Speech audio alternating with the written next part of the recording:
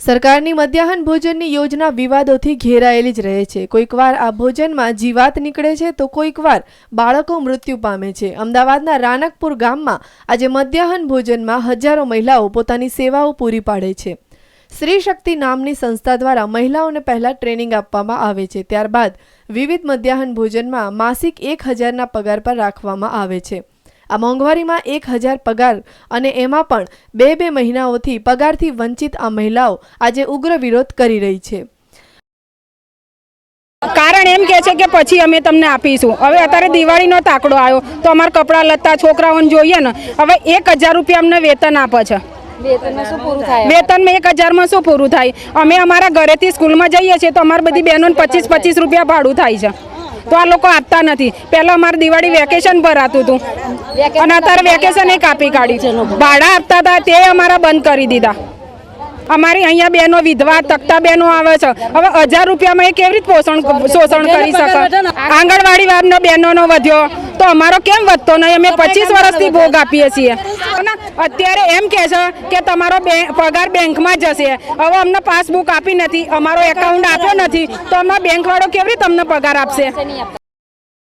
આ સંસ્થા દ્વારા આજે તેમને સાડી અને મીઠાઈનું વિતરણ કરવામાં આવ્યું, પરંતુ પગાર બાબતે કોઈ વાત કરવામાં આવી નહીં। પગાર ચૂકવવા માટે સંસ્થા દ્વારા આશ્રમ રોડની એક બેંકમાં ખાતા ખોલાવવામાં આવ્યા છે। તો શું આ મહિલાઓ બાળકોને રસોઈ પીરસે કે નારોલથી આશ્રમ રોડ પગાર લેવા જાય? 8 बजे जाते हैं, सुबह 9 बजे 3 बजे आते हैं।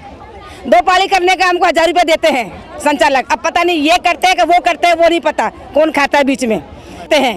उसका ब्याज भी ये लोग सब खा जाते हैं, बाद में पगार आता है हमारे पास में। इतनी वो तकलीफ है ना हमको, स्कूल में पोता मारने का, झाड़ू लगाने का, चमचे पूरे हैं नहीं बांटने के लिए, तो इंसान क्या करेगा? 2 के 2 डब्बे, वो भी 1000 रुपए में। डूंगरी का भाव 100 रुपए है, दूध का भाव बढ़ता जा रहा है।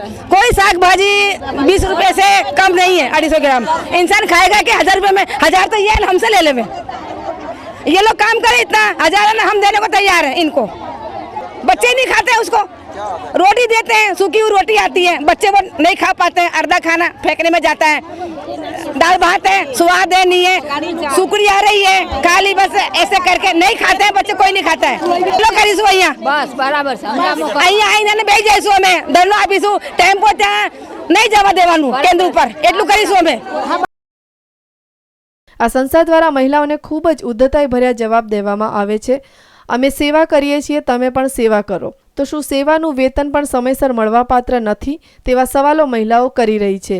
આ સંસ્થાના વહીવટી લોકોએ કેમેરા સામે કશું કહેવાની જ ના પાડે છે। તો છેલ્લા 30 વર્ષથી કામ કરતી આ મહિલાઓ કર્મચારીની શક્તિને આ સ્ત્રી શક્તિ ક્યારે સમજશે તે જોવું રહ્યું। કેમેરામેન મુકેશ ચૌહાણ સાથે મિહિર દુધરેજા, ન્યૂઝ ઓનલાઈન, અમદાવાદ।